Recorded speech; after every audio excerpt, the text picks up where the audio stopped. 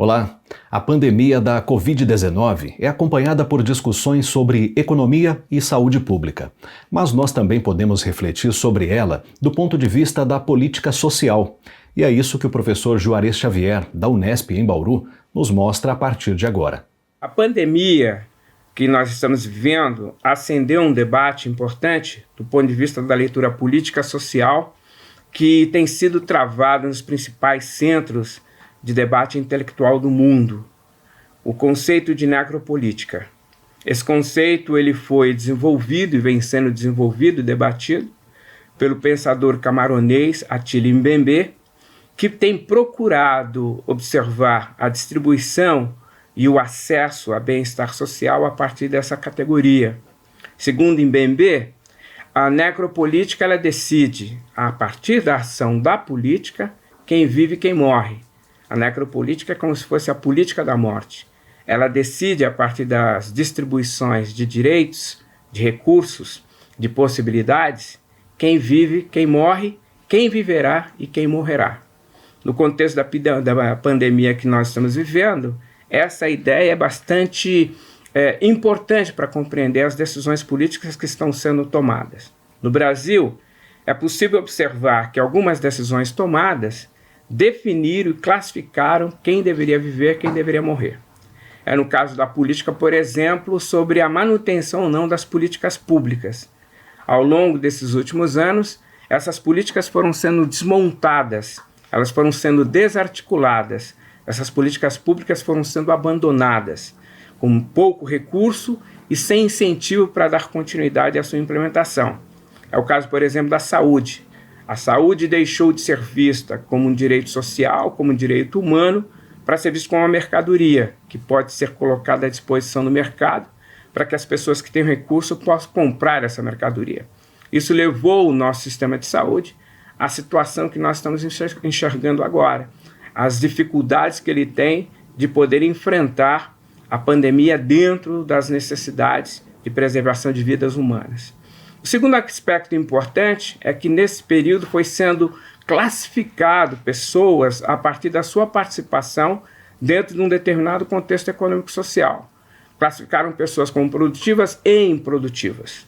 Dessa forma, as políticas deveriam satisfazer a necessidade das pessoas produtivas e desidratar a possibilidade de acesso a essas políticas, as pessoas consideradas improdutivas, as pessoas consideradas descartáveis. É o que nós estamos vendo agora, quando se decide, por exemplo, que as pessoas com maior índice de comorbidade, como por exemplo idosos, devem ser preservados ou colocados de lado nas emergências das UTIs quando for necessário fazer opção quem vive e quem morre. Esse é um exemplo clássico da aplicação da política da morte, da necropolítica. Quem tem direito à vida e quem tem direito à morte. Um terceiro aspecto importante tem a ver com o acesso aos direitos sociais, aos equipamentos sociais oferecidos numa sociedade.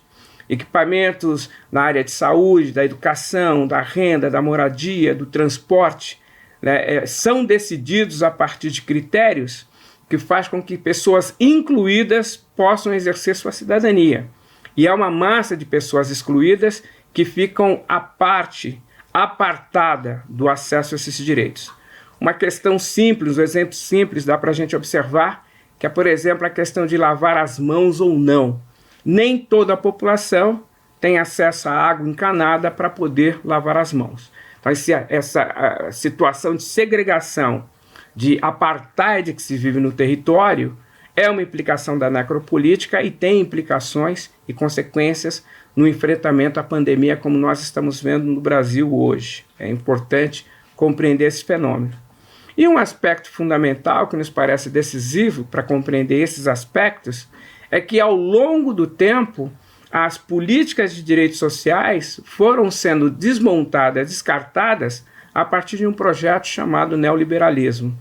O Attila Mbembe chega a dizer que talvez o adequado não seria chamar de neoliberalismo, mas de necroliberalismo. É uma política global que leva as pessoas em condições de vulnerabilidade e fragilidade social à morte. Decide quem vive e quem morre, portanto.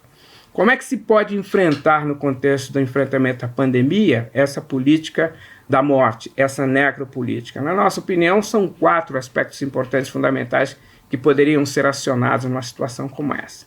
A primeira é criar condições para que as pessoas tenham acesso à renda, para que as pessoas possam ter renda para poder sobreviver e enfrentar esse período de isolamento social. Isso é importante, é fundamental e decisivo. Uma segunda questão importante é fazer com que as pessoas possam ter acesso à cultura, à educação e à ciência. É a ciência, a cultura e a educação que tem fornecido informações estratégicas para o enfrentamento da pandemia. Ela é importante para o enfrentamento da chamada necropolítica.